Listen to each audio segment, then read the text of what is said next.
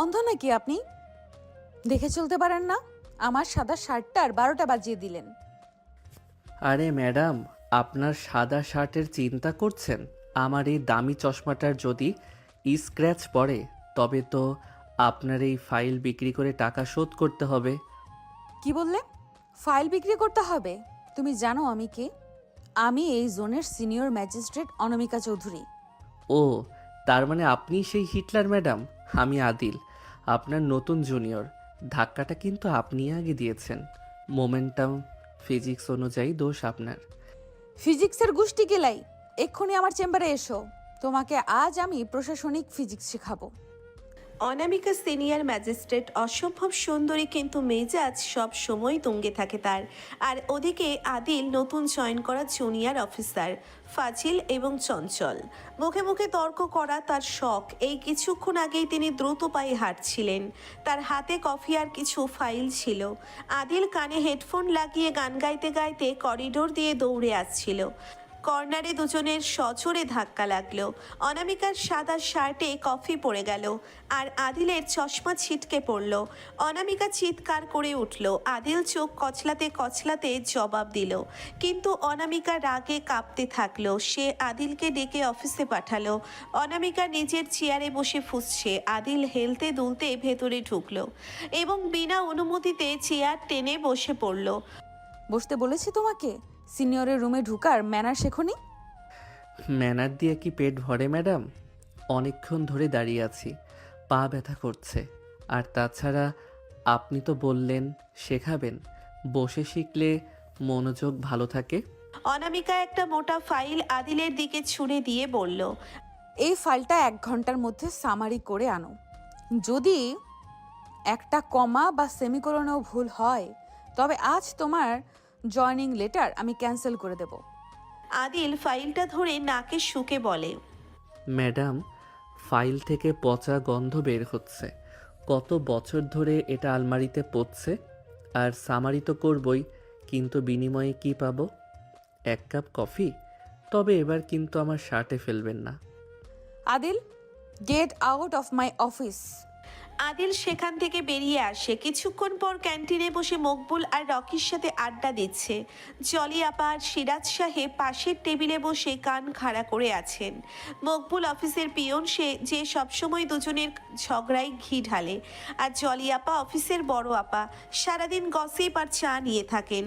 মকবুল ভাই, আপনাদের ম্যাডামের কি মাথায় কোনো স্ক্রু ঢিলা আছে? হুটহাট করে ফাইল ছড়ে কেন? ভাই সাহেব, ম্যাডাম তো ভাগেনি। ওনার কাছে যাওয়ার আগে আমরা সবাই বিসমিল্লাহ পড়ে যাই। আপনি তো জ্যান্ত জমের সাথে পাঙ্গা নিয়েছেন। জলি আপা চায়ের কাপ হাতে নিয়ে এগিয়ে এসে বলে, আরে আদিল, ম্যাডাম কিন্তু আনম্যারিড। ওনার মেজাজ এমন হওয়ার কারণ হয়তো কোনো ছ্যাঁকা ট্যাকা হতে পারে। মিষ্টি কথা। জলিয়াপা ওনাকে তো দেখলেই মনে হয় চিরতা ভেজানো পানি খেয়ে দিন শুরু করেন। ওনার মেজাজ ঠিক করতে হলে একটা বড় শকিং থেরাপি লাগবে। অফিস ছুটি হয়েছে, বাইরে ঝমঝম করে বৃষ্টি। অনামিকার গাড়ি নষ্ট হয়ে গেছে। সে সিঁড়ির নিচে দাঁড়িয়ে বিরক্ত হয়ে ঘড়ি দেখছে। আদিল তার বাইক নিয়ে সেখান দিয়ে বের হচ্ছিল। কি ম্যাডাম, বাঘিনী কি এখন বৃষ্টিতে ভিজে বিড়াল হয়ে যাবে? লিফট লাগবে নাকি? তোমার ওই ভাঙা বাইকে আমি উঠবো? তার চেয়ে ভিজে বাসায় যাওয়া ভালো। ভাঙা বাইক? এটা স্পোর্টস বাইক ম্যাডাম, উঠলে তো নামতে চাইবেন না। আর হ্যাঁ, বৃষ্টিতে ভিজলে কিন্তু আপনার ওই ম্যাজিস্ট্রেটের মেকআপ ধুয়ে যাবে। তখন কিন্তু আসল চেহারাটা বের হয়ে পড়বে। অনামিকা রাগে বাইকের পেছনে উঠে বসে। বেশি কথা বলবে না, চলো বাসার সামনে ড্রপ করে দেবে। আর খবরদার, বাইক জোরে চালাবে না। আদিল হুট করে ব্রেক কষল। অনামিকা টাল সামলাতে না পেরে আদিলের পিঠের ওপর আছড়ে পড়ল। অনামিকার ভিজে চুলের ছাপটা আদিলের মুখে লাগলো। এক মুহূর্তের জন্যে দুজনের কথা থেমে গেল।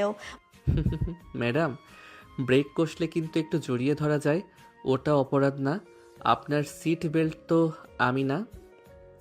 আদিল, তোমাকে আমি জ্যান্ত পুড়িয়ে মারবো। গাড়ি চালাও বলছি। বাসায় ফিরে আদিল তার দোস্ত রকিকে ফোন দিল। দোস্ত, কাল ম্যাডামের অফিসের চেয়ারে আঠা লাগিয়ে দেব। দেখি ম্যাডাম চেয়ার ছেড়ে কিভাবে বের হন। আজ আমাকে বাইকে বসিয়ে অনেক শাসন করেছে। সাবধানে করিস দোস্ত, ম্যাজিস্ট্রেট কিন্তু তোকে জেলে ঢোকাবে। জেলে ঢোকালে ওর সাথেই ঢুকবো। জেলখানার লকআপে বসে ঝগড়া করার মজাই আলাদা। সকাল 9টা। অনামিকা চৌধুরী তার কেবিন আর অফিসের করিডোর কাঁপিয়ে ঢুকছেন। তার পরনে আজ কড়া স্ত্রী করা আকাশি রঙের শাড়ি, চোখে চশমা। অফিসের সবাই জানে আজ কোনো গুরুত্বপূর্ণ কেসের ফাইল রেডি করার কথা। অন্যদিকে আদিল আজ একটু বেশি আগে অফিসে পৌঁছিয়েছে। তার হাতে একটা ছোট tube, super strong glue. Adil চুপি চুপি অনামিকার চেম্বারে ঢুকে তার দামি রিভলভিং চেয়ারের কুশনে আঠার একটা আস্ত স্তর লাগিয়ে দিল। ঠিক তখনই অনামিকা ঢুকছে দেখে সে দ্রুত ফাইল নিয়ে পড়ার ভান করলো। অনামিকা রুমে ঢুকে চেঁচিয়ে ওঠে, আদিল, তুমি এত সকালে আমার রুমে কি করছো? আবার কোনো ফোন দিয়ে আসছো না তো? আদিল খুব নিরীহ মুখে বলে, ম্যাডাম, আপনি সবসময় আমাকে সন্দেহ করেন। আমি তো জাস্ট আপনার কালকের দেওয়া ফাইলটা মুখস্থ করছিলাম। ভাবলাম সিনিয়র ম্যাডামকে ইমপ্রেস করি। অনামিকা সন্দেহের চোখে তাকিয়ে থাকে। ইমপ্রেস করতে হবে না, যাও নিজের টেবিলে গিয়ে বসো। আর মকবুলকে বলো আমার কফি আনতে। অনামিকা আয়েশ করে তার চেয়ারে বসলেন। আদিল দরজার আড়ালে দাঁড়িয়ে মনে মনে কাউন্টডাউন শুরু করলো। 5, 4, 3, 2, 1। অনামিকা কাজ শুরু করতে গিয়ে একটু নড়াচড়া করতেই বুঝলেন কিছু একটা গড়বড়। আদিল, আদিল, এদিকে এসো। আমার চেয়ারে কি লাগিয়েছো তুমি? আদিল ভেতরে ঢুকে আকাশ থেকে পড়ার ভান করে। কি হয়েছে ম্যাডাম? আপনি এমনভাবে চিৎকার করছেন যেন চেয়ারে বাঘ বসে আছে। অনামিকা ওঠার চেষ্টা করে ব্যর্থ হয়ে বলে, আমি উঠতে পারছি না আদিল, আমার শাড়ি চেয়ারের সাথে আটকে গেছে। তুমি কি এখানে আঠা লাগিয়েছো? শয়তান ছেলে, এক্ষুনি মকবুলকে ডাকো। আরে না না, মকবুলকে ডাকলে তো পুরো অফিস জেনে যাবে যে সিনিয়র ম্যাডাম চেয়ারের মায়ার টানে আটকে গেছেন। আমি সাহায্য করছি। আদিল অনামিকার পেছনে গিয়ে শাড়িটা ছাড়ানোর চেষ্টা করতে লাগলো। অনামিকার রাগে চলছেন। আদিলের হাত অনামিকার পিঠে আর কোমরে লাগছে বারবার। অনামিকা শিউরে উঠলেন। আদিল, সাবধান, শাড়িটা ছিঁড়ে না যায়। আর তুমি এভাবে হাত দিচ্ছ কেন? আদিল একটু নিচু হয়ে অনামিকার কানের কাছে এসে বলে, হাত না দিলে ছাড়াবো কিভাবে ম্যাডাম? আপনার এই দামি কাতান শাড়িটা তো আপনার ইগোর মতো শক্ত হয়ে আটকে আছে। একটু নড়ুন তো। অনামিকা হুট করে নড়তে গিয়ে আদিলের খুব কাছে চলে আসলেন। আদিলের নিঃশ্বাসের উষ্ণতা অনামিকার ঘাড়ের কাছে লাগছে। এক মুহূর্তের জন্য অনামিকা তার সব রাগ ভুলে গেলেন। আদিলের হাতের স্পর্শে তার শরীরে এক অদ্ভুত কম্পন শুরু হলো। আদিলও একটু থমকে গেল। অনামিকার গায়ের মিষ্টি পারফিউমের গন্ধে তার মাথা ঝিমঝিম করছে। অনেক কষ্টে শাড়িটা ছাড়ানো হলো, কিন্তু অনামিকার শাড়ির আঁচলের এক কোণা চেয়ারেই রয়ে গেল। অনামিকা রাগে কাঁপতে কাঁপতে ডেস্ক থেকে একটা ফাইল খুঁজতে লাগলেন, কিন্তু ফাইলটা উধাও। আদিল, আমার ইম্পর্ট্যান্ট ফাইলটা কোথায়? ওই যে নীল কভারের ফাইলটা। কোন ফাইল? ও, ওই যেটাতে আপনি কাল আমাকে বকা দিয়েছিলেন।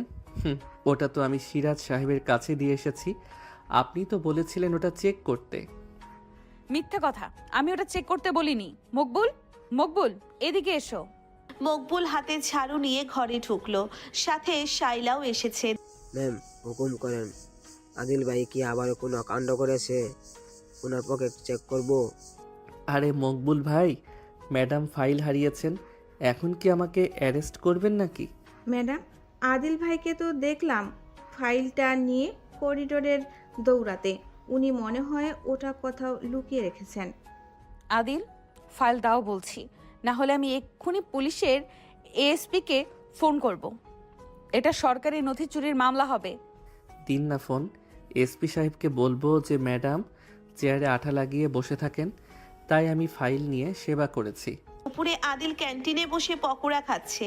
জলিয়াপা আর সিরাজ সাহেব পাশের টেবিলে বসে ফিসফিস করছেন। বুঝলেন সিরাজ সাহেব, আদিল ছোকরা কিন্তু অনামিকার পিছে ভালোই লেগেছে। আজ তো শুনলাম অনামিকার শাড়ি ছাড়াতে গিয়ে সে ম্যাডামকে জড়িয়ে ধরেছিল। আরে বলেন কি, এ তো খোল করে কাল ম্যাজিস্ট্রেট ম্যাডামকে জড়িয়ে ধরা, এর শাস্তি তো কঠিন, জেল। আরে জলিয়াপা, জড়িয়ে ধরিনি তো, জাস্ট প্রফেশনাল হেল্প করেছি। ম্যাডাম তো নড়তেই পারছিলেন না, আপনারাও না। আদিল পালা, অনামিকা ম্যাডাম তোর বাইকের চাবি সিজ করেছেন। বলছেন ওটা বাজেয়াপ্ত করা হয়েছে। কি? আমার স্বাদের বাইক? দাঁড়াও ম্যাডাম, এবার আমি তোমার লিফটে তালা না লাগালে আমার নাম আদিল না। অফিস ছুটি হওয়ার সময় অনামিকা লিফটে উঠেছেন। আদিল দৌড়ে লিফটে ঢুকলো। আদিল চায় লিফটে অনামিকার সাথে ঝগড়া করে চাবি উদ্ধার করতে, কিন্তু বিধিবাম লিফট মাঝপথে আটকে গেল। আদিল, তুমি লিফটে কেন? আর এটা থামলো কেন? আদিল লিফটের প্যানেলে ঘুষি মারতে মারতে বলে, আমি কি জানি, আপনার এই অফিসের লিফট তো আপনার মেজাজের মতো, যখন তখন বিগড়ে যায়। এখন বসে থাকুন আমার সাথে। অনামিকা অন্ধকারে ভয় পায়। আদিল, লাইট নিভে গেল কেন? আমার খুব দম বন্ধ লাগছে। আদিল, কোথাও যেও না। অনামিকা অন্ধকারে হাতড়াতে হাতড়াতে আদিলের হাত ধরে ফেলল। তার হাত কাঁপছে। আদিল বুঝলো ম্যাডাম ভয় পাচ্ছেন। সে তার রাগ ভুলে অনামিকার কাঁধে হাত রাখলো। আরে ভয় পাবেন না, আমি আছি তো। আপনি তো বাঘিনী, অন্ধকারে ভয় পান কেন? অনামিকা আদিলের বুকের সাথে মিশে গিয়ে বলে, আদিল, চুপ করো। আমাকে শক্ত করে ধরো, আমার হার্টবিট বেড়ে যাচ্ছে। আদিল অনামিকাকে চাপটে ধরল। অন্ধকারের মাঝে অনামিকার উষ্ণ নিঃশ্বাস আদিলের গলায় লাগছে। আদিল অনুভব করতে পারছে অনামিকার বুকের ধুকপুকানি। আদিল ধীরে ধীরে অনামিকার মাথায় হাত বুলাতে লাগলো। অনামিকা যেন ওই মুহূর্তে তার জুনিয়রকে নয়, বরং একজন আশ্রয়কে খুঁজে পেল। আদিল নিচু হয়ে অনামিকার কপালে একটা হালকা চুমু খেয়ে ফেলল। অনামিকা চুমুর স্পর্শে থমকে গিয়ে বলে, আদিল, তুমি এটা কি করলে? তুমি জানো এটা কত বড় অপরাধ? অন্ধকারে অপরাধ পূর্ণ দেখা যায় না ম্যাডাম, আমি তো জাস্ট আপনার ভয় কমানোর চেষ্টা করছি। ঠিক তখনই লিফট চলতে শুরু করলো আর লাইট জ্বলে উঠলো। অনামিকা চট করে আদিলকে ধাক্কা দিয়ে সরিয়ে চুল ঠিক করতে লাগলেন। তার বুক তখন লজ্জায় আপেল হয়ে আছে। রাত 11টা। আদিল বাসায় বসে নিজের বাইকের চাবির কথা ভাবছে। সে অনামিকাকে ফোন দিল। হ্যালো ম্যাডাম, আমার বাইকের চাবিটা ফেরত দেবেন, নাকি ওটা দিয়ে আপনার ঘরের তালা খুলবেন? বেয়াদব, চাবি দেব না। ওটা এখন আমার কাছে নিরাপদ। আর লিফটে যা করেছো তার জন্য কাল তোমার শোকজ লেটার রেডি থাকবে। শোকজ দেবেন? ঠিক আছে, তবে কাল থেকে আপনাকে অফিসে হেঁটে যেতে হবে, কারণ আপনার গাড়ির টায়ারের হাওয়া আমি আজ বিকালেই বের করে দিয়েছি। আদিল, আমি তোমাকে জেল খাটাবো। তুমি জানো না আমি কে?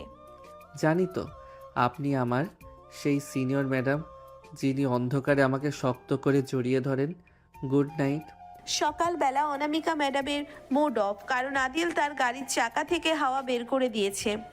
অনামিকা ঠিক করলেন আজ অফিস হবে আদিলের বাসায়। তিনি ম্যাজিস্ট্রেট পাওয়ার ব্যবহার করে আদিলের বাড়িতে হোম ইনভেস্টিগেশন করতে যাবেন। কিন্তু তিনি জানতেন না আদিলের বাসায় যাওয়া মানেই হলো মগের মূল্যকে পা রাখা। সকাল 10টা। অনামিকা তার সরকারি জিপ নিয়ে আদিলের বাড়ির সামনে হাজির, সাথে মকবুল আর সিরাজ সাহেব। অনামিকা আজ চড়া মেকআপ আর ফর্মাল স্যুট পরেছেন। আদিল তখন বারান্দায় দাঁড়িয়ে লুঙ্গি পরে আয়েশ করে দাঁত মাজছে আর রাস্তার কুকুরদের দিকে পানি ছিটাচ্ছে। অনামিকা গাড়ি থেকে নেমে, আদিল, এই অবস্থায় আপনি বারান্দায় দাঁড়িয়ে কি করছেন? আপনার কি অফিসে যাওয়ার কোনো বালাই নেই? আদিল মুখ ভর্তি ফেনা নিয়ে বলে, ওরে বাবা, আমার কুড়ে ঘরে আজ চাঁদের আলো নাকি ম্যাজিস্ট্রেটের টর্চ লাইট? ম্যাডাম, আপনার গাড়ি তো ঠিক হওয়ার কথা না। লিফট লাগবে নাকি আমার বাইকে? ওহো, আমার বাইকের চাবি তো আবার আপনার ব্যাগে চুরি হয়ে আছে। মুখ সামলে কথা বলো আদিল। আমি এখানে ইনভেস্টিগেশন করতে এসেছি। সরকারি চাকরিতে জয়েন করার আগে আপনার বাড়ির পরিবেশ কেমন সেটা দেখা আমার দায়িত্ব। মকবুল, সিরাজ সাহেব, ভেতরে চলুন।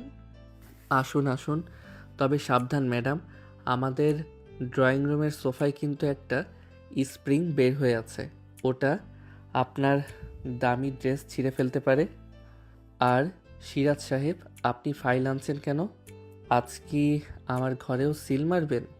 ড্রয়িং রুমে ঢুকেই অনামিকা নাক শীতকালেন। চারিদিকে আদিলের মোজা, গেঞ্জি আর আধ খাওয়া বিস্কুটের প্যাকেট ছড়িয়ে আছে। রহিম খালা ঝাড়ু নিয়ে সেখানে হাজির। এই যে বিটি, জুতা খুলে ঢুকেন। আমার গড়ে কি মগের মুলুক পাইছেন? মেলা কষ্ট করে গড় মুছছি। অনামিকা চোখ কপালে তুলে, আপনি কার সাথে কথা বলছেন জানেন? আমি একজন সরকারি ম্যাজিস্ট্রেট। ম্যাজিস্টার হন আর 10 জন হন, আমার জারুর নিচে সব। আদি, এই সেমলি ক্যাডারে তোর কোনো পাওনা দান নাকি? আদিল হাসতে হাসতে লুঙ্গি ঠিক করে। না খালা, উনি আমার অফিসের বস, উনি এসেছেন চেক করতে আমি ঠিকমতো গোসল করি কিনা। সিরাজ সাহেব, আপনি কি রহিমা খালার বিরুদ্ধে কোনো ধারা লিখবেন? ম্যাডাম, ধারা 353 অনুযায়ী সরকারি কাজে বাধা দেওয়ার জন্য আমরা বাধ্য নিতে পারি। অনামিকা আদিলের পড়ার টেবিলে গিয়ে বসা মাত্রই আদিল তার ব্যাগ থেকে চুপি চুপি বাইকের চাবিটা বের করে নিল। বিনিময়ে অনামিকার ব্যাগে ঢুকিয়ে দিল একটা কাঁচা মরিচ আর এক টুকরো সাবান। আদিল, এই ডায়েরিটা কিসের? এখানে আমার নাম লেখা কেন? ওটা আমার শত্রু তালিকা ম্যাডাম। 1 নম্বরে আপনার নাম। আমি প্রতিদিন ওখানে আপনার নামে একটা করে অভিশাপ লিখি। আজই লিখেছি, ম্যাডাম যেন সিঁড়ি দিয়ে উঠতে গিয়ে হিল জুতো ভেঙে পড়ে যান। অনামিকা রাগে ডায়েরিটা ছুঁড়ে মেরে বলে, বেয়াদব, তুমি জানো আমি তোমাকে এক্ষুনি সাসপেন্ড করতে পারি। পারবেন না, কারণ আমি আপনার সব পেন্ডিং ফাইল ড্রেনের নিচে লুকিয়ে রেখেছি। আমাকে সাসপেন্ড করলে ওই ফাইল আর খুঁজে পাবেন না। তখন কিন্তু ডিসি সাহেব আপনার প্রমোশন আটকে দেবেন। অনামিকা আদিলের কলার চেপে ধরে। ফাইল কোথায় আদিল? এক্ষুনি বলো। কলার ছাড়লে বলবো। আর আপনি কি জানেন, আপনার রাগলে নাকটা ঠিক লাল টমেটোর মতো হয়ে যায়, দেখতে খুব ফানি লাগে। অনামিকা আদিলকে জোর করে রান্নাঘরে নিয়ে গেলেন। তিনি দেখতে চান আদিল নিজে রান্না করে কিনা। সেখানে বিকাশ বসে চা খাচ্ছিলেন। অনামিকাকে দেখে তিনি ভয়ে বিষম খেলেন। ম্যাডাম, আপনি আদিলের ঘরে? ও কি কোনো ক্রাইম করেছে? প্লিজ ওকে অ্যারেস্ট করবেন না। আমাদের বংশের একটাই তো সরকারি চাকরি। আরে ভাই, ম্যাডাম এসেছেন আমাকে রান্না শেখাতে। ম্যাডাম, এই আলুগুলো একটু কেটে দেন তো। আমার প্রেসার কুকারটা আবার সিটি দেয় না, একটু চেক করবেন? আমি কি এখানে আলু কাটতে এসেছি? আদিল, তুমি সীমানা ছাড়াচ্ছ। মকবুল, ওকে হ্যান্ডক্রাফট পড়াও। ম্যাম, আমি তো হ্যান্ডকাপ আনতে ভুলে গেছি। দড়ি আছে, ওটা দিয়ে কি ভাইয়াকে গাছের সাথে বেঁধে রাখবো? দড়ি দিয়ে বাঁধলে কিন্তু ম্যাডামকেও সাথে বাঁধতে হবে, কারণ উনি আমাকে ছাড়া এক মুহূর্ত থাকতে পারেন না। আজ সকালেই তো আমার বাসায় চলে এসেছেন। অনামিকা রাগ করে বের হয়ে যাওয়ার সময় ব্যাগ খুললেন ফোন বের করতে। ফোন বের করতে গিয়ে হাতে উঠে এলো সেই কাঁচা মরিচ আর সাবান। ড্রয়িং রুমে তখন চলিয়াপা আর শাইলাও হাজির হয়েছে। তারা গসিপের খোঁজে পিছু নিয়েছিল। আপনার ব্যাগে সাবধান। আর মরিচ কেন? আপনি কি আদিল ভাইয়ের বাসায় গোসল করতে আর ঝালমুড়ি খেতে এসেছেন? ওমা, অনামিকা, তুমি তো আগে বলতে পারতে। আদিল তোমার পছন্দ তো। বেশ ঝাল দেখছি। অনামিকা লজ্জায় আর রাগে পাথর হয়ে বলে, আদিল চৌধুরী, এটা কি তোমার কাজ? আদিল, আপনার ল্যাপটপের পাসওয়ার্ড কি? আদিল বাইকের চাবিটা নাচাতে নাচাতে বলে, সাবান দিয়ে মুখ ধুয়ে নিন ম্যাডাম, আপনার রাগটা একটু পরিষ্কার হবে। আর মরিচটা খেয়ে দেখুন, ওটা আপনার মেজাজের চেয়েও বেশি ঝাল। বাই বাই ম্যাডাম, আমি চললাম অফিসে। আদিল ঝড়ের বেগে বাইক নিয়ে স্টার্ট দিল। অনামিকা তার জিপের চাকা পাংচার হওয়া অবস্থায় সেখানেই দাঁড়িয়ে রইলেন। সিরাজ সাহেব আর মকবুল তখন রহিমা খালার ঝাড়ুর ভয়ে কোণঠাসা। রাত 12টা। আদিল আর রকি ছাদে বসে আড্ডা দিচ্ছে। দোস্ত, কাল কিন্তু ম্যাডাম তোকে অফিসে জ্যান্ত পুঁতে ফেলবে। সাবান আর মরিচ দেওয়াটা কিন্তু একটু বেশি হয়ে গেছে। আরে না, কাল আমি অফিসে গিয়ে বলবো ম্যাডাম আমার চাবি চুরি করেছিলেন, তাই আমি ওনার ব্যাগে ওগুলো রেখেছি। কাল আমি ওনার ল্যাপটপের পাসওয়ার্ড চেঞ্জ করে দেব। পাসওয়ার্ড হবে আদিল ইজ দ্য বেস্ট। তোর ঘাড়ের তেরামি তো দিন দিন বাড়ছে রে। বাড়বে না কেন? অনামিকা ম্যাডামকে না জ্বালালে আমার রাতের ঘুম হয় না। পরদিন সকালে অনামিকা অফিসে ঢুকলেন একদম রণচণ্ডী মূর্তি ধারণ করে। আদিল তার ডেস্কে বসে গুনগুন করে গান গাইছে। পিছে পিছে আতি হ্যায় শালো যাইসি। অনামিকা এসে তার টেবিল চাপড়ালেন। এটা কি তোমার কাজ? আদিল, আপনার ল্যাপটপের পাসওয়ার্ড কি? আমি কাজ করতে পারছি না। পাসওয়ার্ড তো আপনার মনেই থাকার কথা ম্যাডাম। একটু ভেবে দেখুন তো, কে আপনার ব্যাগ থেকে চাবি নেয় আর কে আপনাকে সবচাইতে বেশি জ্বালিয়ে মারে? অনামিকা দাঁতে দাঁত চেপে ল্যাপটপে লিখলেন Adil is the best. Laptop খুলে গেল। আদিল, তোমাকে আজ আমি ছাড়বো না। ছাড়ার তো প্রশ্নই আসে না ম্যাডাম, আমি তো আপনার সরকারি পার্সোনাল টর্চারার। সকালবেলা অনামিকা ম্যাডামের মুড কালকে সেই মরিচ সাবান বিভ্রান্তের পর থেকেই থমথমে। তিনি ডিক্লেয়ার করেছেন আদিলকে দিয়ে আজ অফিসের সবচেয়ে কঠিন কাজটা করাবেন। তিনি আদিলকে নিয়ে এক দুর্গম এলাকায় অবৈধ বালু উত্তোলন বন্ধ করতে রেইডে যাওয়ার সিদ্ধান্ত নিয়েছেন। কিন্তু আদিল কি আর সহজে ছাড়ার পাত্র? অফিসের জিপের সামনে অনামিকা, পেছনে আদিল আর মকবুল। অনামিকা চোখে সানগ্লাস লাগিয়ে খুব গাম্ভীর্য নিয়ে বসে আছেন। আদিল পেছনের সিটে বসে উচ্চস্বরে পপকর্ন চিবুচ্ছে। আদিল, আপনার কি কোনো ভদ্রতা নেই? গাড়ির ভেতরে এইভাবে আওয়াজ করে পপকর্ন খাচ্ছেন কেন? এটা সরকারি গাড়ি, সিনেমা হল না। ম্যাডাম, সকাল থেকে না খেয়ে আপনার রেইডে এসেছি, এখন কি খিদেও পাবে না? আর আপনি তো সানগ্লাস পরে এমন ভাব করছেন যেন হলিউডের কোনো মুভি শ্যুট করতে যাচ্ছেন।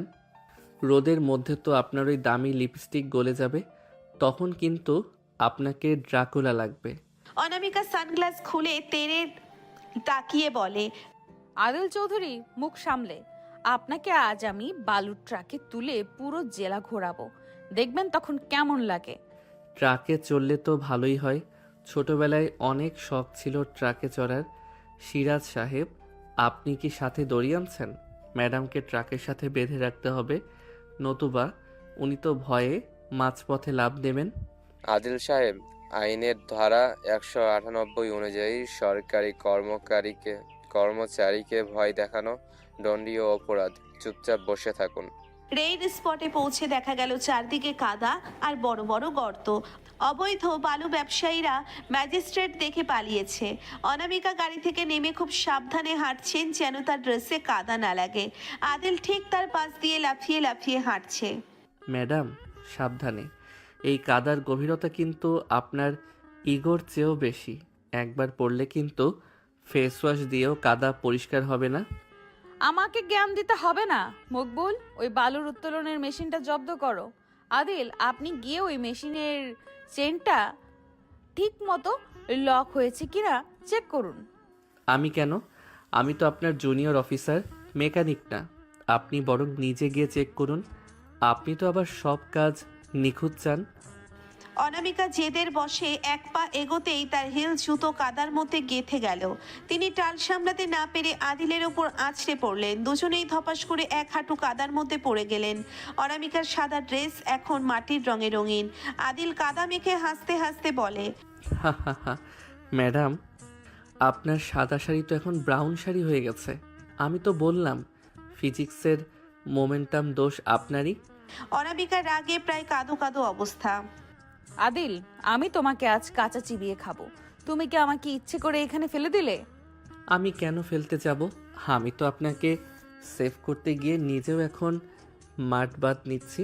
এই কাদামাখা অবস্থায় আপনাকে একদম সেই ছোটবেলার কাদামাখা ভূতের মতো লাগছে। শাইলা আর মকবুল দূরে দাঁড়িয়ে এই দৃশ্য দেখে নিজেদের হাসি চাপার চেষ্টা করছে।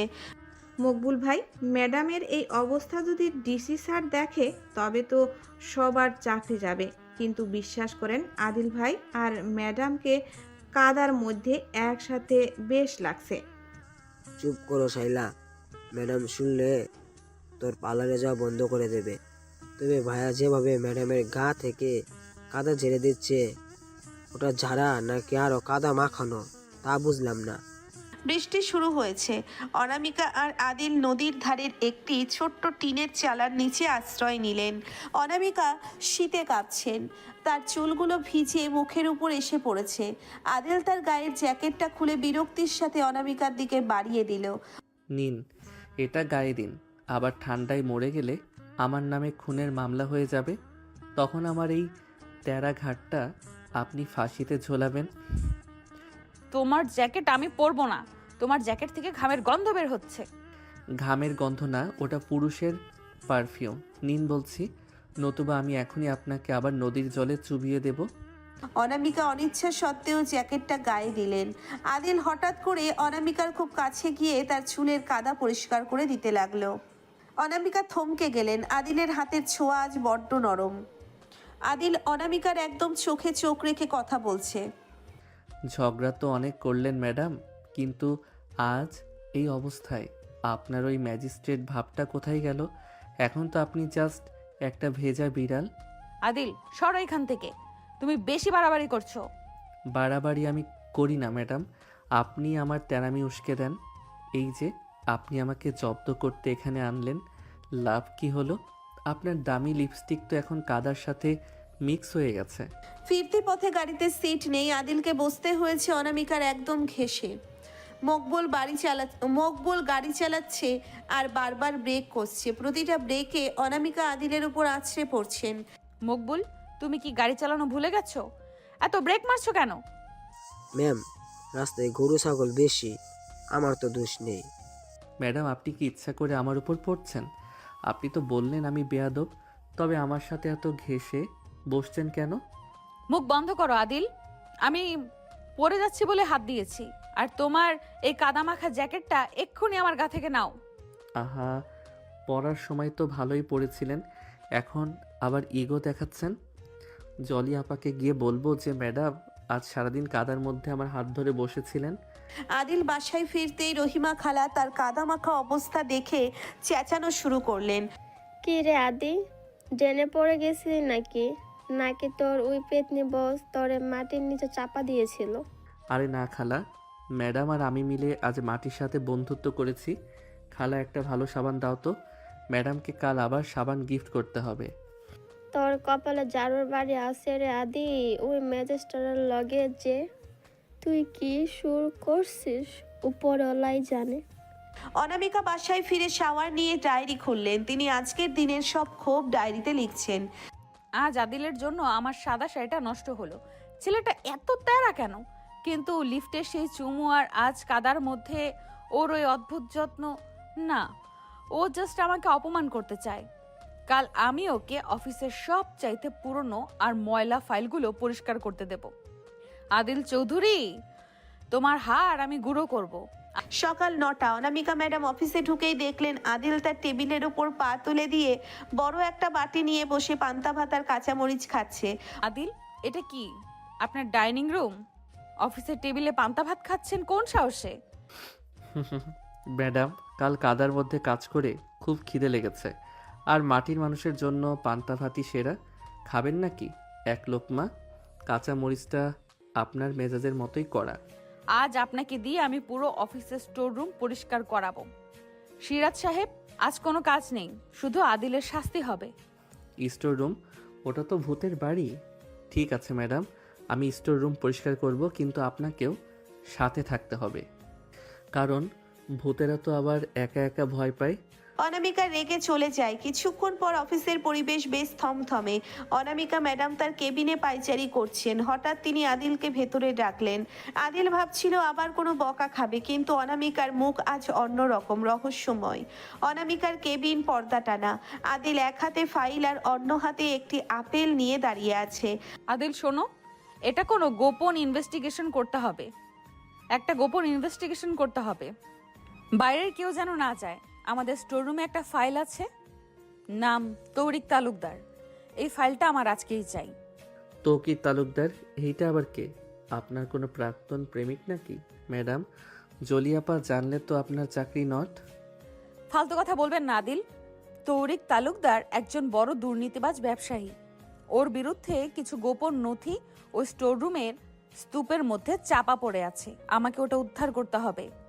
ও, তার মানে আপনি জেমস বন্ড হতে চাইছেন? ঠিক আছে, আমি যাচ্ছি, কিন্তু বিনিময়ে আমাকে 3 দিন ছুটি দিতে হবে, আর আমার বাইকের জরিমানা মাফ করতে হবে। আগে ফাইল খুঁজে আনো, তারপর বিবেচনা করা যাবে। যাও। অফিসের একদম শেষ মাথায় সেই স্টোর রুম। ধুলোবালি, মাকড়সার চাল আর পুরনো ফাইলের পাহাড়। আদিল একটা টর্চ নিয়ে ভেতরে ঢুকলো। চারিদিকে অদ্ভুত নিস্তব্ধতা।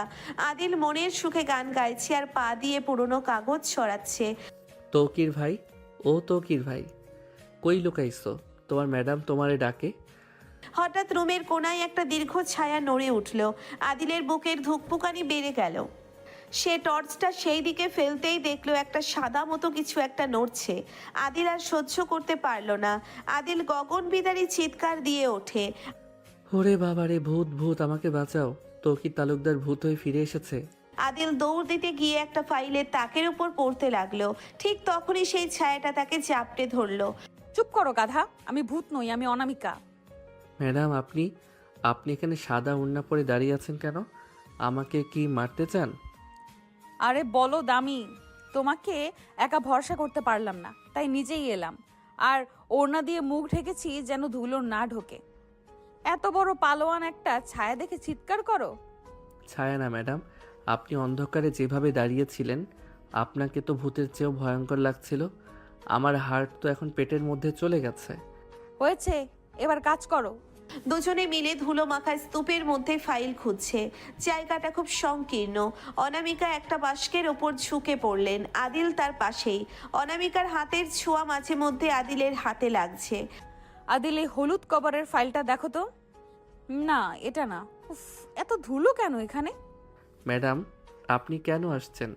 এখন তো আপনার নাকে ধুলো ঢুকে হাঁচি আসবে, আর হাঁচি দিলে কিন্তু আপনার ওই কড়া ইমেজ একদম শেষ হয়ে যাবে।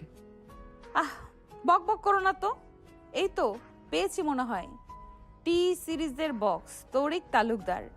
অনামিকা উচ্ছ্বাসে ফাইলটা টান দিতে গিয়ে ভারসাম্য হারিয়ে আদিলের ওপর পড়ে গেলেন। আদিল তাকে ধরে ফেললো। চারদিকে স্তূপ করা ফাইলের মাঝে তারা দুজন খুব কাছাকাছি। অনামিকার চোখের কাজল কিছুটা লেপ্টে গেছে, চুলে মাকড়সার জাল। আদিল নিজের হাত বাড়িয়ে অনামিকার চুল থেকে জালটা ছড়িয়ে নিল। ম্যাডাম, ফাইল তো পেলেন, কিন্তু এখন তো আপনাকে জ্যান্ত মাকড়সা মনে হচ্ছে। একটু সাবধানে। আদিল, তুমি কি সব সময় এমন তারা কথা না বলে থাকতে পারো না? হঠাৎ করে বাইরে থেকে একটা ভারী শব্দ শোনা গেল। খটাস। কেউ একজন স্টোররুমে দরজা টেনে বাইরে থেকে তালা দিয়ে দিয়েছে। মকবুল ভাবছিল স্টোররুম খোলা পড়ে আছে, তাই সে তালা দিয়ে চাবি নিয়ে চলে গেছে। অনামিকা দরজার দিকে ছুটে গিয়ে বলে, এই কে? দরজা খোলো। মকবুল, শায়লা, কেউ আছো? আদিল দরজা ধাক্কিয়ে বলে, ওরে ভাই, ভেতরে আমরা আছি। তালা মারলি কেন রে বলত? ম্যাডাম, আমরা তো এখন ট্র্যাপে পড়ে গেলাম। অনামিকা মাথায় হাত দিয়ে বসে পড়ে। সর্বনাশ, কেউ যদি জানতে পারে আমি আর তুমি এই অন্ধকার স্টোর রুমে তালাবদ্ধ, তবে কালকের খবরের কাগজের হেডলাইন হবে ম্যাজিস্ট্রেটের গোপন store room dating. Dating? Madam, আপনার সাথে ডেটিং করার চেয়ে আমি জেলখানায় থাকা ভালো মনে করি। এখানে তো নিঃশ্বাস নেওয়ার জায়গা নেই, তার উপর আপনি আবার আমার উপর ঝগড়া করছেন। আমি ঝগড়া করছি? তুমি কেন জোরে চিৎকার করলে? তোমার চিৎকারের কারণেই কেউ হয়তো ভয় পেয়ে তালা দিয়ে দিয়েছে। আমার দোষ? আপনি ভূত সেজে দাঁড়িয়েছিলেন কেন? আপনি তো সব নষ্টের মূল। এখন আপনার এই ম্যাজিস্ট্রেট পাওয়ার দিয়ে দরজা ভাঙুন। রুমের ভেতরে গরম বাড়ছে। আদিল তার শার্টের বোতাম খুলে ফেলল। অনামিকা ঘামছেন। আদিল, শার্টের বোতাম লাগাও। এটা কি তোমার শোবার ঘর? ম্যাডাম, গরমে মরে যাচ্ছি। আপনি কি চান আমি এখানে সেদ্ধ হয়ে যাই? আর এই অন্ধকারে আপনি কি আমার সিক্স প্যাক দেখছেন নাকি? আমি তো জানতাম আপনি শুধু ফাইলে নজর দেন। অনামিকা রাগে একটা ফাইল ছুঁড়ে মেরে বলল, চুপ করো তেরা ছেলে, তোমার সিক্স প্যাক দেখার রুচি আমার নেই। এখন ভাবো এখান থেকে বের হব কিভাবে? আমার ফোনে কোনো নেটওয়ার্ক নেই। আমার ফোনেও নেই। স্টোর রুমের দেয়াল তো কংক্রিটের। এখন আমাদের ভাগ্য ওই মকবুলের হাতে। সে যদি কাল সকালে ঝাড়ু দিতে আসে তবেই মুক্তি। কাল সকাল? আমি কি সারা রাত এখানে তোমার ওই পচা জোক শুনে কাটাবো? উপায় নেই ম্যাডাম, এক কাজ করুন, এই পুরনো ফাইলের উপর বসে পড়ুন। আমরা বরং তৌকির তালুকদারের গল্প পড়ি। দেখি আপনার পছন্দের এই লোকটা কত বড় চোর ছিল। আরে মকবুল আর শাইলা কথা বলছে। শাইলা, ম্যাডামকে অনেকক্ষণ ধরে দেখছি না, গাড়িতে বাইরেই দাঁড়িয়ে আছে। হয়তো আদিল ভাইয়ের সাথে কোনো গোপন অভিযানে গেছেন। জলিয়াপা বলছে তারা নাকি নদীর পাড়ে রেড দিতে গেছে। আরে না, আমি তো দেখলাম তারা সিঁড়ি দিয়ে পেছনের দিকে গেল। কিছু একটা তো অবশ্যই ডালমে কালা হে। সবাই কাজে মন দাও। ম্যাজিস্ট্রেট ম্যাডাম কোথায় আছেন তা আমাদের জানার দরকার নেই। রাত গভীর হচ্ছে। অনামিকা খিদের চোটে ক্লান্ত। আদিল তার পকেট থেকে একটা বিস্কুটের প্যাকেট বের করলো, যেটা সে সব সময় সাথে রাখে। নিন ম্যাডাম, অর্ধেক আপনি খান। যদিও আপনার আভিজাত্যে হয়তো এই 10 টাকার বিস্কুট সইবে না। অনামিকা বিস্কুটটা নিয়ে কামড় দিয়ে বলে, ধন্যবাদ আদিল। তুমি আসলে এত তেরামি কেন করো? একটু কি ভদ্রভাবে চলা যায় না? ম্যাডাম, দুনিয়াটা তেরা। আপনি সোজা পথে চলতে গিয়ে সবার কাছে হিটলার হয়েছেন। আমি তেরা পথে চলে অন্তত মানুষের হাসিটা তো দেখি। আপনি কি শেষ কবে প্রাণ খুলে হেসেছেন মনে আছে? হাসি? আমার প্রফেশনে হাসি মানেই হলো দুর্বলতা। ভুল ধারণা। হাসি মানেই হলো শক্তি। এই যে এখন আমরা মরতে বসেছি, তবু দেখুন আমি আপনার সাথে ফাইজলামি করছি। এটা না করলে তো আপনি এতক্ষণে অজ্ঞান হয়ে যেতেন। অনামিকা আদিলের দিকে তাকালেন। অন্ধকারের মৃদু আলোয় আদিলকে আজ অন্যরকম লাগছে। আদিল হঠাৎ অনামিকার কাঁধে মাথা রেখে বলল, ম্যাডাম একটু ঘুমিয়ে নিন, আমি পাহারা দিচ্ছি। কোনো ইঁদুর বা ভূত আসলে আমি লাথি মেরে তাড়িয়ে দেব। ছেলেটা অসহ্য, কিন্তু এই মুহূর্তে কেন জানি ওর উপর রাগটা আর কাজ করছে না। কি? কিছু না। রাত তখন আনুমানিক 2টা। অফিসের করিডোরে একটা মশা ওড়ারও শব্দ নেই, কিন্তু স্টোররুমের ভেতরে চলছে 2 তেরা প্রাণীর অস্তিত্বের লড়াই। অনামিকা ম্যাডাম ক্ষুধার্ত এবং ক্লান্ত, আর আদিলের তার স্বভাবজাত ফাজলামি দিয়ে পরিস্থিতি আরো গরম করে তুলছে। অনামিকা একটা পুরনো ফাইলের বক্সের ওপর বসে আছেন। আদিল মোবাইলের ফ্ল্যাশ জ্বালিয়ে মাকড়সা মারার চেষ্টা করছে। আদিল, আমি আর পারছি না, আমার ভীষণ খিদে পেয়েছে। তোমার পকেটে কি আর কোনো বিস্কুট আছে? বিস্কুট তো শেষ ম্যাডাম, তবে একটা কাঁচা মরিচ আছে, যেটা কাল আপনার জন্য ব্যাগে রাখতে ভুলে গিয়েছিলাম। খাবেন নাকি? প্রেশার হাই হবে, খিদে পালাবে। অনামিকা রাগে একটা ফাইল ছুঁড়ে মেরে বলল, অসভ্য, এই অবস্থায়ও তুমি মজা করছো? আমি যদি এখানে না খেয়ে মারা যাই, তবে তোমার নামে মার্ডার বাই স্টারভেশন, খাদ্যবিহীনতা, হত্যা মামলা হবে। আরে ম্যাডাম মরবেন কেন? এই যে দেখুন, এই তাকে একগাদা পুরনো খবরের কাগজ আছে, ওগুলো নিয়ে বিরিয়ানির স্বপ্ন দেখুন। আর আমার কথা ভাবুন, আমি আপনার সাথে আটকে থেকে আমার জীবনটা তেজপাতা করে ফেললাম। আমার দোস্তরা এখন ক্যান্টিনে বসে চা খাচ্ছে, আর আমি এখানে এক তিতকুটে ম্যাজিস্ট্রেটের সাথে লুডো খেলছি। আমি তিতকুটে? তুমি জানো না কত বড় বড় অফিসার আমার সাথে ডিনার করার জন্য লাইনে দাঁড়িয়ে থাকে? তারা তো আপনার ম্যাজিস্ট্রেট পাওয়ার দেখে লাইনে দাঁড়ায়। আমার মতো কে আছে যে এই অন্ধকারেও আপনার সাথে ঝগড়া করার সাহস পায়? হঠাৎ করে একটা খসখস শব্দ হলো। অনামিকা টর্চটা পায়ের নিচে ফেলতেই দেখলেন একটা নয়, বরং এক ঝাঁক বিশাল সাইজের তেলাপোকা তাদের দিকে ধেয়ে আসছে। অনামিকা গগনবিদারী চিৎকার দিয়ে বলে, আহ, আদিল, এগুলো কি? এগুলো তো তেলাপোকা। ওরে বাবারে, আমাকে বাঁচাও। আরে ম্যাডাম, আপনি তো বাঘিনী, তেলাপোকা দেখে ভয় পাচ্ছেন কেন? ওগুলো তো জাস্ট আপনার জুনিয়র অফিসার সালাম দিতে আসছে। ঠিক তখনই একটা তেলাপোকা অনামিকার শাড়ির ওপর দিয়ে ওড়ার চেষ্টা করলো। অনামিকা হিতাহিত জ্ঞান হারিয়ে এক লাফে আদিলের ওপর গিয়ে পড়লেন এবং আদিলকে শক্ত করে জড়িয়ে ধরলেন। আদিল ভারসাম্য সামলাতে না পেরে পেছনের ফাইলের স্তূপের উপর আছড়ে পড়ল। অনামিকা তার বুকের ওপর। অনামিকা আদিলের শার্ট খামচে ধরে। অনামিকা আদিলের বুকের ভেতর মুখ লুকিয়ে থরথর করে কাঁপছেন।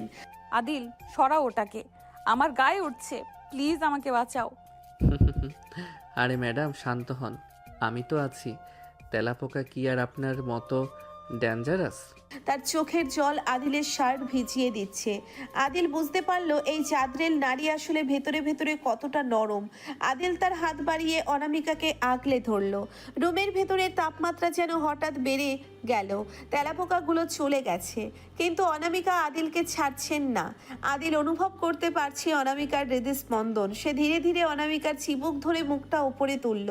টর্চের মৃদু আলোয় অনামিকার ভেজা চোখ আর অগোছালো চুলগুলো এক মায়াবী রূপ ধারণ করেছে।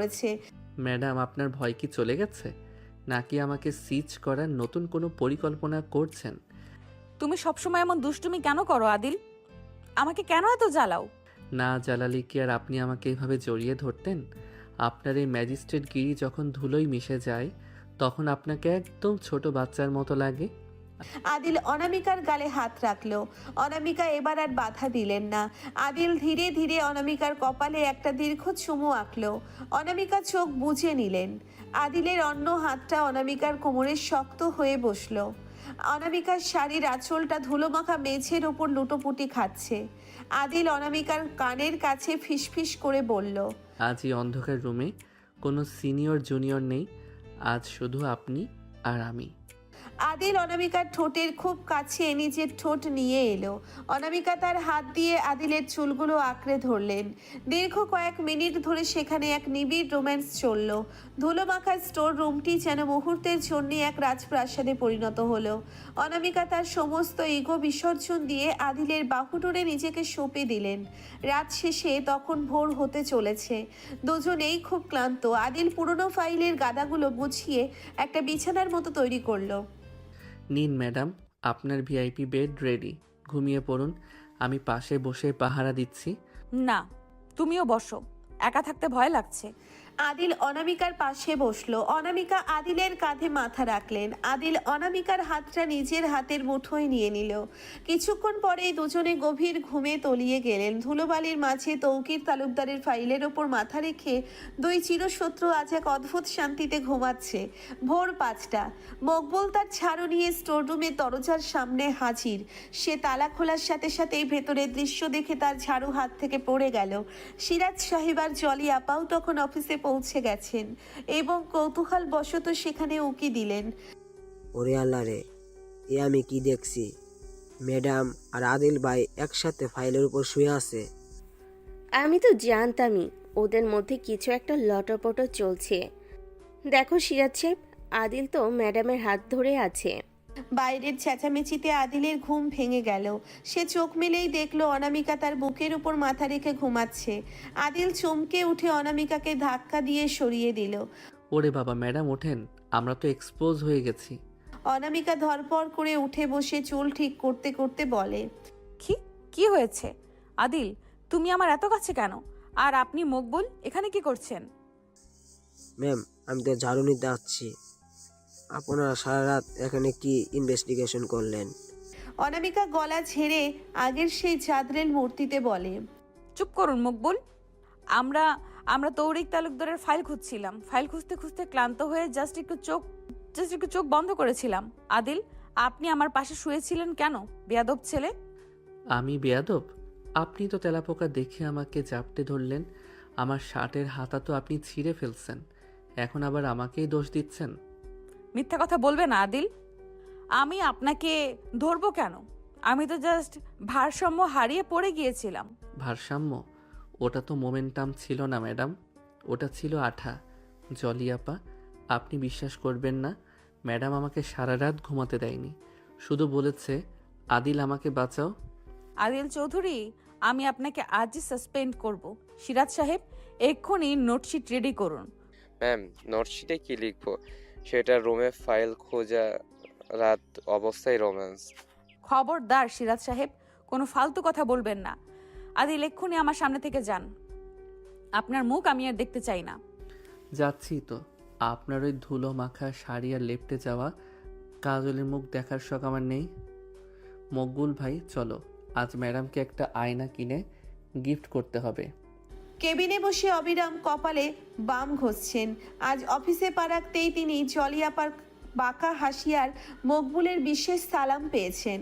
সবাই জানে তারা সারা রাত স্টোর রুমে ছিল। খবর পৌঁছে গেছে জেলা প্রশাসকের কানেও। আজই তদন্ত হবে। ডিসি স্যারের চেম্বারে অনামিকা মাথা নিচু করে দাঁড়িয়ে আছে। আদিল পাশে দাঁড়িয়ে খুব মনোযোগ দিয়ে ডিসি স্যারের টেবিলের পেপার ওয়েট নিয়ে খেলছে। ডিসি স্যার টেবিল চাপড়ে বলে, অনামিকা, আমি তোমার কাছ থেকে এটা আশা করিনি। সারা রাত একটা জুনিয়র অফিসারের সাথে স্টোর রুমে তালাবদ্ধ। তুমি কি জানো বাইরে কি রটেছে? স্যার, আমি আসলে একটা ইনভেস্টিগেশনে গিয়েছিলাম। ফাইল খুঁজতে খুঁজতে ভুলবশত। স্যার, ভুলবশত না, আসলে মকবুল ভাই আমাদের সাথে শত্রুতা করেছে। উনি আমাদের ভেতরে রেখেই তালা মেরে ডালপুরি খেতে চলে গেছিলেন। আর অনামিকা ম্যাডাম তো ফাইল খুঁজতে গিয়ে মাকড়সার জালে জড়িয়ে একদম স্পাইডার ওমেন হয়ে গেছিলেন। আদিল, চুপ করো। তোমার ব্যাপারে অনেক অভিযোগ আছে। তুমি নাকি ম্যাডামের গায়ে হাত দিয়েছো। হাত তো দেবই স্যার। তেলাপোকা যখন ওনার ঘাড়ে নাচে তখন কি আমি স্যালুট দিয়ে দাঁড়িয়ে থাকবো? আর ম্যাডাম তো আমাকে এমনভাবে জড়িয়ে ধরলেন যেন আমি ওনার জীবন বীমা। স্যার, আমার শার্টের হাতা এখনও ওনার হাতে। স্যার, আমার শার্টের হাতা এখনও ওনার হাতের চাপে কুঁচকে আছে। ক্ষতিপূরণ কি আপনি দেবেন? আদিল, মিথ্যে কথা বলবে না। স্যার, ও অসভ্যতা করছে। আমি শুধু ভয় পেয়েছিলাম। শুনানি শেষ। আদিল ক্যান্টিনে এসে বুক ফলিয়ে বসলো। জলিয়াপা আর মকবুল ছেকে ধরল তাকে। আদিল ভাই, সত্যি করে বলো তো, স্টোররুমে বিস্কিট খেয়েছো নাকি অন্য কিছু? অনামিকার মুখ তো লাল হয়েছিল। আরে জলিয়াপা, ম্যাডাম তো খুব ভালো মানুষ, আমাকে বললেন, আদিল তুমি এই ধুলার মধ্যে বসে থেকো না, আমার শাড়ির আঁচলের ওপর এসে বসো। বিশ্বাস করেন আমার খুব মায়া লাগলো। ঠিক তখনই অনামিকা ক্যান্টিনের দরজায় হাজির। আদিলের কথা তার কানে পৌঁছতেই তিনি অগ্নিশর্মা হয়ে গেলেন। আদিল চৌধুরী, আপনি আমার আঁচলের উপর বসতে চেয়েছেন? মকবুল, এক্ষুনি এই ছেলেকে ঘাট ধরে বের করো। ম্যাডাম, ঘাড় ধরলে তো আবার আমাকেই ধরতে হবে, কাল রাতে তো ওটাই করেছেন। এখন পাবলিকলি এসব বললে আপনার সম্মানই যাবে। তার চেয়ে বরং আসুন আমরা একসাথে ডালপুরি খাই। অনামিকা রেগে চলে যায়। অফিস ছুটির পর অনামিকা তড়িঘড়ি করে বের হয়ে যাচ্ছেন। সিঁড়ির নিচে আদিল তাকে আটকালো। জায়গাটা নির্জন। সরুন আদিল, আপনার জন্য আজ ডিসি স্যারের কাছে আমাকে অপমানিত হতে হয়েছে। আপনি কেন এসে ফালতু কথা বললেন? আদিল অনামিকার খুব কাছে গিয়ে তাকে দেওয়ালের সাথে চিপে ধরলো। ফালতু কথা? কাল রাতে যখন আমার কাঁধে মাথা রেখে ঘুমাচ্ছিলেন তখন তো ফালতু মনে হয়নি, আর এখন অফিসে এসে বড় বড় কথা বলছেন। আদিল, ছাড়ো আমাকে, কেউ দেখে ফেলবে। কাল রাতের কথা কাল রাতেই শেষ। শেষ না ম্যাডাম, শুরু। আপনার ওই কড়া মেজাজের ভেতরে যে একটা ভীতু মেয়ে লুকিয়ে আছে ওটা আমি দেখে ফেলেছি। এখন থেকে আমি আর আপনার হুকুম মানব না। এখন থেকে যা হবে সমানে সমান। আদিল অনামিকার চিবুকটা উঁচিয়ে ধরলো। অনামিকার চোখ লজ্জায় বুজে এলো। আদিল ধীরে ধীরে অনামিকার কানে ফিসফিস করে বলল, কাল রাতের সেই তেলাপোকাটা কিন্তু আমি ইচ্ছা করেই আপনার দিকে ছেড়ে দিয়েছিলাম। কেমন লাগলো সারপ্রাইজ? কি, তুমি ইচ্ছে করে করেছো? তুমি এত বড় শয়তান? শয়তান না হলে কি আর আপনার মতো জাদরেল ম্যাজিস্ট্রেটকে জাপটে ধরা যায়? এখন যান, বাসায় গিয়ে ডায়েরিতে লিখুন আজ আদিল আমাকে আবার জব্দ করেছে। আদিল বাসায় ফিরতেই রহিমা খালা তার জন্য ঝাড়ু নিয়ে অপেক্ষা করছেন। কি রে আদি, শুনলাম তুই নাকি বড় বিড়ির লগে স্টোর রুমে রাত কাটাইছিস? মহল্লার মানুষ তো চিচি করছে। আরে খালা, ছিছি করার কি আছে? আমরা তো আর চুরি করি নাই, আমরা তৌকির তালুকদারের ফাইল খুঁজছি। খালা, তুমি কাল ওই ম্যাডাম রে আমার হাতের এক বাটি ভর্তা পাঠাইবা, ওনার মুখ খুব তিতা হয়ে আছে। বথা নাই, তরে আমি বিষ খাওয়ামু। তুই ওই বিড়ির পিছনে লাগছিস কেন? লাগতি না খালা, কিন্তু উনি যখন রাগ করে না ওনার গাল দুইটা একদম টমেটোর মতো লাল হয়, দেখতে খুব মজা লাগে। পরদিন সকালে অনামিকা ফাইল খুলতেই দেখলেন ভেতরের সব পেপারে বড় বড় করে লেখা তেলাপোকা জিন্দাবাদ। সিরাজ সাহেব ফাইলটা নিয়ে অনামিকার কাছে এলেন। এই ফাইলে তো কোনো রিপোর্ট নেই, শুধু তেলাপোকার জায়গা রেখা। এটা কি আদিল সাহেবের কাজ? অনামিকা রাগে ফাইলটা ছিঁড়ে ফেললেন। আদিল, তুমি এক্ষুনি আমার রুমে এসো। আদিল একটা বড় কাগজের ঠোঙা নিয়ে ঢুকলো। ঠোঙা থেকে এক গাদা ডালপুরির গন্ধ বের হচ্ছে। ম্যাডাম চিল্লাবেন না, ডালপুরি আনছি। ফাইলে কি লেখা আছে ওটা বাদ দিন, ডালপুরির ঝালটা দেখুন, আপনার মেজাজের চেয়েও কড়া। আমি ডালপুরি খাবো না। তুমি কেন ফাইলে ওসব লিখেছো? লিখেছি যাতে আপনার কাল রাতের কথা মনে পড়ে। তেলাপোকা না থাকলে তো আমরা আজও সিনিয়র জুনিয়র থাকতাম, এখন তো আমরা ক্রাইম পার্টনার। ম্যাম, সর্বনাশ! ডিসি স্যার অর্ডার দিয়েছেন আগামী 7 দিন আপনাকে আর আদিল ভাইকে একসাথে মাঠ জরিপ করতে হবে। মানে আপনারা সারা 7 দিন একসাথেই থাকবেন। অনামিকা চেয়ার থেকে পড়ে যাওয়ার মতো অবস্থা। কি, সারাদিন ওই তেরা ছেলের সাথে? আদিল অনামিকার দিকে তাকিয়ে এক চোখ টিপে বলল, শুনেছেন তো ম্যাডাম, ডিসি স্যারও চান আমাদের রোমান্স থুরি, আমাদের ইনভেস্টিগেশন চলুক। প্যাক করে নিন ব্যাগ, কালই আমরা বের হচ্ছি। সকাল 7টা। অফিসের সামনে ডিসি স্যারের দেওয়া সরকারি জিপ দাঁড়িয়ে আছে। অনামিকা ম্যাডাম ট্রাউজার আর টি শার্ট পরে তৈরি, চোখে সেই চেনা সানগ্লাস। আর আদিল, সে এসেছে লুঙ্গি আর গেঞ্জি পরে, কাঁধে একটা গামছা, তার হাতে একটা বড় টিফিন ক্যারিয়ার। গাড়ির সামনে অনামিকা দাঁড়িয়ে আদিলের দিকে তাকিয়ে থমকে গেলেন। আদিল, আপনি কি পাগল হয়ে গেছেন? সরকারি ইনভেস্টিগেশনে কেউ লুঙ্গি পরে আসে? ম্যাডাম আমরা যাচ্ছি গ্রামে মাঠ জরিপ করতে। ওখানে প্যান্ট পরে কাদার মধ্যে নামলে তো আপনার ইস্ত্রি করা প্যান্টের 12টা বেজে যাবে। লুঙ্গি হলো ইন্টারন্যাশনাল এয়ার কন্ডিশনড ড্রেস, আপনিও একটা ট্রাই করতে পারেন। অসভ্য, এক্ষুনি গিয়ে প্যান্ট পরে আসুন। আমি আপনাকে এই অবস্থায় গাড়িতে তুলবো না। আপনিও একটা ট্রাই করতে পারতেন। ঠিক আছে ম্যাডাম, আমি প্যান্ট পরছি, কিন্তু মনে রাখবেন কাদার মধ্যে প্যান্ট ফেসে গেলে কিন্তু আমাকে দোষ দিতে পারবেন না। আদিল অনিচ্ছা সত্ত্বেও প্যান্ট পরে এলো। গাড়িতে মকবুল ড্রাইভ করছে, পেছনের সিটে অনামিকা আর আদিল, মাঝখানে একটা বড় তৌকির তালুকদারের ফাইল রাখা, যেটা তারা যুদ্ধের ঢাল হিসেবে ব্যবহার করছে। বিকালবেলা তারা বান্দারবানের এক দুর্গম পাহাড়ি বাংলোয় পৌঁছলো। সেখানে আগে থেকে একজন সুপুরুষ দাঁড়িয়ে আছে, নাম ফারহান। সে অনামিকার বিশ্ববিদ্যালয়ের সিনিয়র এবং এক সময়কার ক্রাশ। হাই অনামিকা, কতদিন পর দেখা। ডিসি স্যার বললেন তুমি আসছো, তাই চলে এলাম। আরে ফারহান ভাই, আপনি এখানে? আপনি তো এখন ইউএনও, তাই না? ম্যাডাম, ইনি কি আপনার আত্মীয় নাকি আপনার ছোটবেলার হারানো ভাই? পরিচয় করিয়ে দেবেন না? আদিল, ভদ্রতা শিখুন। ইনি ফারহান ভাই, বান্দরবনের ইউএনও। ও, ইউএনও সাহেব। তো সাহেব, আপনি কি এখানে আমাদের জন্য খাসির মাংসের ব্যবস্থা করেছেন, নাকি শুধু গল্প করেই পেট ভরাবেন? অনামিকা, তোমার জুনিয়রটা তো বেশ তেরা, একে সামলাও কিভাবে? সামলাতে হয় না স্যার, আমি নিজেই নিজেকে সামলাই। আর ম্যাডাম তো আমাকে সামলাতে গিয়ে কাল রাতে স্টোর রুমে। অনামিকা তড়িঘড়ি করে আদিলের মুখ চেপে ধরলেন। ফারহান অবাক হয়ে তাকিয়ে আছে। রাতে ডিনারে ফারহান আর অনামিকা খুব গল্প করছে। আদিল একপাশে বসে মুরগির লেগ পিস চিবুচ্ছে আর রাগে ফুঁসছে। অনামিকা, মনে আছে সেই ভার্সিটির দিনগুলো? আমরা একসাথে কপি খেতাম। হ্যাঁ ভাইয়া, কত সুন্দর ছিল সেই দিনগুলো। ম্যাডাম, কফি খেলে তো পেট ভরে না। ফারহান ভাই, আপনি কি জানেন আমাদের ম্যাডাম কত ভালো পান্তা ভাত খায়?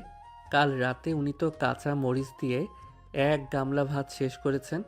আদিল, চুপ করুন। স্যারকে ওসব বলতে হবে না। বলবো না কেন? স্যার জানুক আপনি কত সাধারণ। স্যার, আপনি কি জানেন অনামিকা ম্যাডাম তেলাপোকা দেখলে কেমন করে আমাকে জড়িয়ে ধরে চিৎকার করেন? ফারহানের মুখ কালো হয়ে গেল। অনামিকা টেবিলের নিচ দিয়ে আদিলের পায়ে একজোড়া লাথি মারলেন। আদিল উফ করে উঠল, কিন্তু হাসা থামালো না। মাঝরাতে হঠাৎ প্রচণ্ড বৃষ্টি শুরু হলো। পাহাড়ি ধসে বাংলোর যাওয়ার রাস্তা বন্ধ হয়ে গেল। বিদ্যুৎ চলে গেছে। বাংলোর কেয়ারটেকার জানালো আজ রাতে এখান থেকে বের হওয়া অসম্ভব। ফারহান তার রুমে চলে গেছে। অনামিকা আর আদিল লিভিং রুমে আটকা পড়ল। আদিল, আমি ভয় পাচ্ছি। এই অন্ধকারে যদি পাহাড় ধসে আমাদের উপর পড়ে? পাহাড় পড়বে না ম্যাডাম, আপনার ওই ফারহান ভাই পড়ার চান্স বেশি। উনি তো আপনার দিকে এমনভাবে তাকাচ্ছিলেন যেন আপনি বিরিয়ানির প্লেট। তুমি হিংসা করছো আদিল? ফারহান ভাই আমার অনেক পুরনো বন্ধু। বন্ধু না ছাই, আমি থাকতে অন্য কেউ আপনার দিকে তাকালে আমার ঘাড় আরও তেরা হয়ে যায়। মানে কি বললে? আদিল অনামিকার খুব কাছে গিয়ে বসলো। অন্ধকারের মধ্যে অনামিকা আদিলের হাতের ছোঁয়া অনুভব করলেন। আদিল এবার আর মজা করছে না, সে সিরিয়াস। ম্যাডাম, সত্যি করে বলুন তো, আপনি কি আমাকে সহ্য করতে পারেন না? সহ্য করতে না পারলে কি তোমাকে নিয়ে এখানে আসতাম? তুমি খুব জ্বালাও আদিল, কিন্তু তোমাকে ছাড়া অফিসটা একদম মরুভূমি লাগে। বলা যায় তুমি আমাদের জন্য একটা জোকার। হোয়াট? জোকার? শেষমেশ আমাকে জোকার বললেন? দাঁড়ান তবে দেখাচ্ছি জোকারগিরি। আদিল ধীরে ধীরে অনামিকার কাঁধে হাত রাখলো। অনামিকা এবার নিজেকে সরিয়ে নিলেন না। বৃষ্টির শব্দ আর অন্ধকারের মায়ায় তারা দুজনে আবার সেই স্টোররুমের রাতের মতো কাছাকাছি এলো। আদিল অনামিকার কপালে চুমু খেয়ে বলল, এই 7 দিন আমি আপনাকে ওই ফারহান থেকে দূরে রাখবো। আপনি শুধু আমার ম্যাজিস্ট্রেট। অনামিকার হুঁশ ফিরতেই সে চমকে ওঠে, আদিলকে দূরে সরায়। সকালবেলা ফারহান লিভিং রুমে এসে দেখলো আদিল আর অনামিকা একই চাদর মুড়ি দিয়ে সোফায় বসে আছে। আদিল ইচ্ছে করেই অনামিকার মাথায় হাত দিয়ে আছে। অনামিকা, এটা কি হচ্ছে? তোমরা সরকারি কাজে এসেছো নাকি হানিমুনে? আরে ফারহান ভাই, গুড মর্নিং। আমরা তো সারা রাত তৌকির তালুকদারের ইনভেস্টিগেশন করলাম। ম্যাডাম একটু টায়ার্ড, তাই আমার কাঁধে মাথা রাখছেন। আপনার হিংসে হচ্ছে নাকি? অনামিকা ধরপড় করে ওঠে। না না ফারহান ভাই, আদিল আসলে মিথ্যা বলছে। ও জাস্ট আমাকে পাহারা দিচ্ছিল। কাকে লম্পট বললেন? ফারহান সাহেব, আপনার ওই চকচকে গিরি আমি 1 মিনিটে কাদার মধ্যে মিশিয়ে দেব। আপনি তো কাল রাতে চুপি চুপি ম্যাডামের রুমের দরজার সামনে গিয়েছিলেন, আমি দেখেছি। আদিল ফারহানের কলার ধরলো। মকবুল দৌড়ে এসে তাদের সরালো। অনামিকা মাঝখানে পড়ে কান্নাকাটি শুরু করলেন। থামুন আপনারা, আমি আর এখানে এক মুহূর্তও থাকবো না। মকবুল, গাড়ি বের করো। গাড়ি তো যাবে না ম্যাডাম, রাস্তা তো বন্ধ। আমাদের এখন হেঁটেই পাহাড়ি পথ পার হতে হবে। ফারহান ভাই, আপনি কি আমাদের সাথে আসবেন নাকি এসি রুমে বসে লিপস্টিক ঘষবেন? পাহাড়ি কর্দমাক্ত পথে শুরু হলো আদিল আর অনামিকার পদযাত্রা। ফারহান পেছনে রাগে ফুঁসছে। পাহাড় ধসে রাস্তা বন্ধ। ফারহানের ওপর রাগ করে অনামিকা ম্যাডাম জঙ্গল দিয়ে শর্টকাটে নিচে নামার সিদ্ধান্ত নিলেন। সাথে আছে সেই আপদ আদিল আর লটবহর হাতে মকবুল। কিন্তু বনের গহীনে গিয়ে তারা যা শুরু করলেন তাতে বনের পশুদেরও কান ছালাফালা হওয়ার উপক্রম। অনামিকা হাতে একটা ডিজিটাল ম্যাপ নিয়ে ডানে বামে ঘুরছেন। আদিল একটা লাঠি দিয়ে মাকড়সার জাল সরাচ্ছে আর শীষ দিচ্ছে। উফ, জিপিএস কাজ করছে না কেন? আদিল, আপনি কি ম্যাপ বুঝতে পারেন? ম্যাপ দিয়ে কি জঙ্গল চেনা যায় ম্যাডাম? জঙ্গল চিনতে হলে বন্য হতে হয়। আপনার এই ডিজিটাল ম্যাপ তো আপনার মেজাজের মতো সবসময় রং সিগন্যাল দেয়। আমার মনে হয় আমরা এখন উত্তর দিকে না গিয়ে সোজা সাপের গর্তের দিকে যাচ্ছি। বেশি ফাজলামি করবেন না, আমি ম্যাপ অনুযায়ী হাঁটছি। সিরাজ সাহেব বলেছিলেন এই পথ দিয়ে গেলেই সদরের রাস্তা পাওয়া যাবে। সিরাজ সাহেব তো অফিসের এসিতে বসে আইনের ধারা মুখস্থ করে, উনি কি জঙ্গল চেনে? মকবুল ভাই, তুমি কি কিছু বুঝতেছো? ভাই সাহেব, আমি শুধু এইটা বুঝতেছি যে আমার কাঁধের এই ব্যাগের ওজন 10 কেজি। ম্যাডাম, আপনি কি ব্যাগের ভেতর ইট নিয়েছেন? চুপ করো মকবুল, ওটা আমার প্রয়োজনীয় ফাইল আর পাওয়ার ব্যাংক। হঠাৎ অনামিকার পা একটা বিশাল কাদার গর্তে ঢুকে গেল। জুতোটা গর্তের ভেতর আটকে গেছে। আদিল, আমার জুতো বের হচ্ছে না, টান দাও তো। টান দেব? ম্যাডাম, আমি কি আপনার চাকর? আপনি তো সিনিয়র ম্যাজিস্ট্রেট। আপনার পাওয়ার দিয়ে কাদার বিরুদ্ধে ওয়ারেন্ট জারি করুন, কাদার নিজেই আপনাকে ছেড়ে দেবে। আদিল চৌধুরী, আমি এখন হুকুম করছি জুতোটা বের করুন। এটা আমার অফিসিয়াল অর্ডার। অফিসিয়াল অর্ডার তো অফিসে চলে ম্যাডাম, এখানে বনের রাজা সিংহ, আর এই মুহূর্তে আমি হলাম আপনার উদ্ধারকর্তা। জুতো বের করতে হলে আমাকে বলতে হবে, আদিল ভাই আপনি সেরা। অনামিকা রাগে হিল জুতোটা খুলে ফেলে। থাক, লাগবে না তোমার সাহায্য, আমি খালি পায়েই যাব। ম্যাজিস্ট্রেটের এখন এক পায়ে জুতো, অন্য পা খালি। আপনাকে একদম ওই সিনেমার ডাইনিদের মতো লাগছে। কিছু দূর যাওয়ার পর তারা একটা ঝুম চাষের জমিতে ঢুকে পড়ল। সেখানে বিশাল চেহারার সর্দার বোগাই তার দলবল নিয়ে রাস্তা আটকালো। তোরা কারা? আমাদের জমিতে অনুমতি ছাড়া কেন ঢুকেছিস? আমি জেলা ম্যাজিস্ট্রেট অনামিকা চৌধুরী, আমরা সরকারি কাজে এসেছি, রাস্তা ছাড়ুন। ম্যাজিস্ট্রেট কি জিনিস? আমাদের এখানেই শুধু সর্দারের আইন চলে, তোদের সাজা হবে। আদিল মাঝখান থেকে এগিয়ে গিয়ে বলে, সর্দার ভাই রাগ করবেন না, এই যে মেয়েটাকে দেখছেন ও আসলে আমার অ্যাসিস্ট্যান্ট, একটু পাগল টাইপের, নিজেকে ম্যাজিস্ট্রেট ভাবে। আপনি ওকে ধরবেন না, বরং আমাকে বলুন আপনার এখানে ভালো কোনো বন মুরগির রোস্ট পাওয়া যাবে? অনামিকা আদিলের দিকে তেড়ে গিয়ে বলে, আমি আপনার অ্যাসিস্ট্যান্ট? আদিল, তুমি কি পাগল হয়ে গেলে? সর্দার সাহেব, এই ছেলেটাকে এক্ষুনি অ্যারেস্ট করুন, ও সরকারি ফাইল চুরি করেছে। চুপ, তোরা দুজনেই ঝগড়াটে। তোদের এই গর্তের ভেতর সারা রাত বন্দি করে রাখবো। সর্দার তাদের একটা বড় গর্তের ভেতর আটকে রাখলো। মকবুল বাইরে বসে সর্দারের সাথে বহুল পানীয় খাচ্ছে আর আদিলের বদনাম করছে। সব আপনার জন্য। কেন আপনি সর্দারকে উল্টোপাল্টা কথা বললেন? আমি না বললে তো উনি আপনাকে ওখানেই শুটকি বানিয়ে ফেলতো। এখন এই গর্তে বসে মশা তাড়ান, আর আপনার ওই ইগোটা দিয়ে একটু আগুন জ্বালান তো দেখি, খুব শীত লাগছে। আমাকে ইগো নিয়ে কথা বলবেন না, আমার ইগো নিয়ে কথা বলবেন না। আপনি একটা আস্ত আনকালচারড লোক। আমার ফারহান ভাই থাকলে ঠিকই উদ্ধার করতো।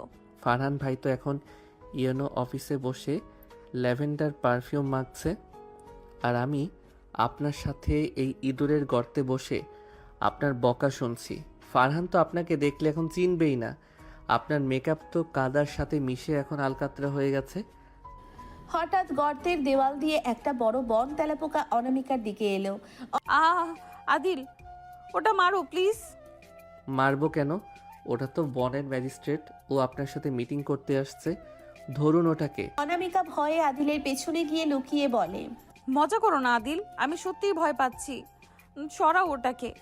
ম্যাডাম, কাল রাতে তো খুব রোমান্টিক হওয়ার ট্রাই করছিলেন ফারহান ভাইয়ের সামনে, এখন আবার পেছনে লুকাইছেন কেন? যান, ফারহানকে ডাকুন।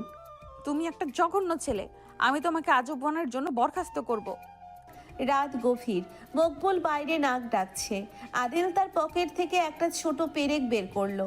ম্যাডাম শুনুন, আমি গর্তের দেয়াল বেয়ে উপরে উঠব, আপনি আমার কাঁধে পা দিয়ে উপরে উঠুন, কিন্তু সাবধান, আপনার ভারে যেন আমার হাড় না ভাঙে।